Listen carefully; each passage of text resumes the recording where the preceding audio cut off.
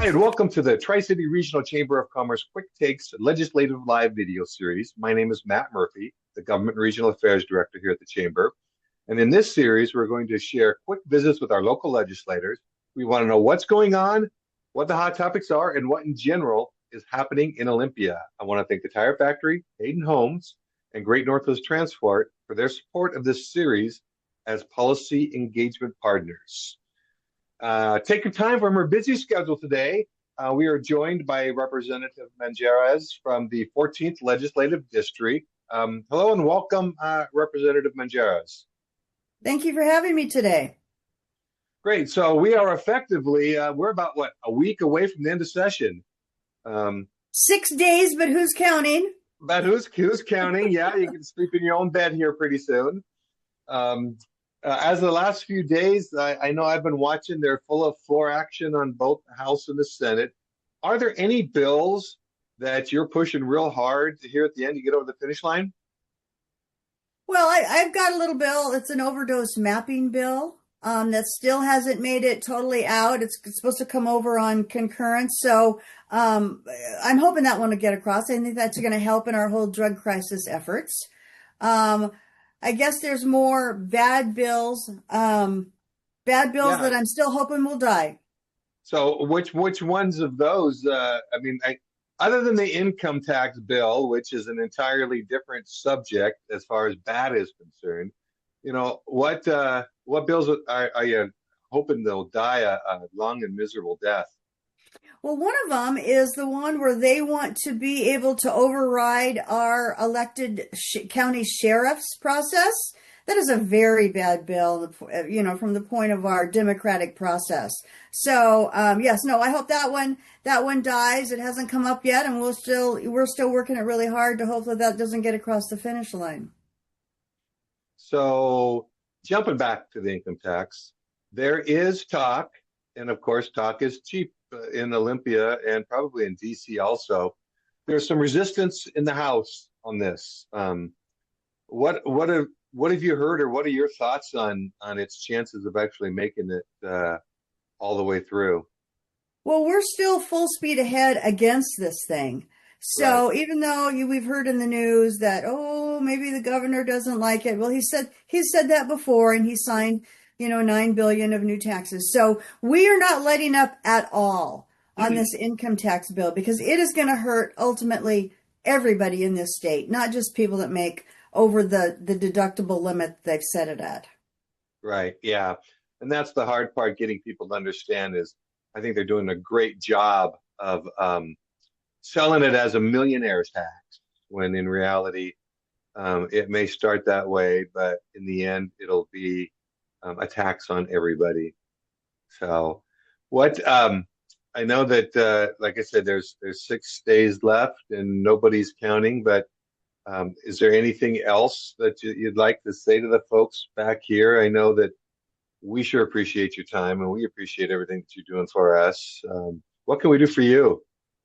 Well, no, you need to still stay engaged. And there'll be a call out sometimes for you to email and call different legislators over here. There's still some really bad bills we don't want to see across the finish line, including that income tax bill, that sheriff bill overriding our votes. One of the really bad bills that got out yesterday or the day before was giving the Attorney General's office really huge investigative powers, way beyond what he'd had before. That's going to be very dangerous for all of our people. Civic investigative demand. The operating budget is still, it hasn't passed either. We still they have to go to conference and bring that together. Some really bad things for our districts, really, and across the state, is they've cut Running Start. That is education is our way out. So they've cut Running Start. They've cut Medicaid again. So now between last year and this year, we've got $1 billion of Medicaid cut by the state of Washington, not by the federal government, by the state legislature. They're cutting child care. And so these all have huge effects on the people in the 14th district. Some good things, I guess. We are going to get, we've got a critical hospital in Toppenish, right in the middle of the 14th district. Astria Toppenish there. We're going to get them a little bit more funding so they can survive through all of this. We can't let any of our healthcare places, clinics go down. And so, no, there's still, and there's lots of more bills that are going to increase the energy for all of our people. Energy runs our entire economy. And, you increase the gas tax, the Climate Commitment Act that causes our gas to go up by 40 to 70 cents a gallon. That has a ripple effect through our entire economy, our school districts, the food that gets delivered to us everywhere. So we're trying to make things more affordable for all the people in the 14th. And so we'll keep fighting for the next 6 days and see what we can do. So when the budgets are in conference, everybody's passed one. They go and they get together. It'll come back to the floors in its final, and you guys will have one last chance to say yay or nay. Is the next 6 days going to be budget, or is it going to be a lot of these other things that are, all the floor activity that's still flying through? No, it's still going to be a lot of floor activity on these bills. Okay. Lots of horse trading going on. Yeah. Hoping to get some of these, bad bills. Such as the one that's going to override. There's one that wants to override, local city and county control. As far as those are just bad bills. We can't legislate in Olympia for what should happen in our communities. We need local control to decide all sorts of things. And so, no, it's going to be a lot of bills, and then the budgets will be at the very last. Okay.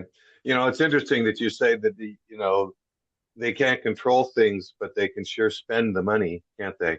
Yes. They want to spend and I think some of the biggest mistake that this legislature has made is 40 years ago with this Growth Management Act. That was a complete takeover and of control, local control, of really zoning and land use and all of that. And now we're short houses. We're short, our energy is being, our grid is just, we have to create more energy, all of those things. And so now we are seeing the bad effects of that Growth Management Act now. Yeah. Yep. And I know it's something that we've talked about for years, living with that mistake. So yes, absolutely. I promised this would be quick, and I know you've got to get back out there and cast your vote. So I'm going to let you go. I want to thank you again. I look forward to seeing you when you get back here home. We appreciate all the hard work that you do. And again, if there's anything we can do, we're signing in, although the Democrats don't seem to care. And What they've the told you think. so, which was kind of amazing. Yeah, exactly. So that's unfortunate, but thank you very much, Representative. And enjoy the rest of your day and the next 6 days, and then hopefully you'll be home soon. Yes, and I'll be down there in the Pasco area, so all through the 14th. I look forward to getting back home. All right, thank you. Have a great day. Thank you. Bye-bye.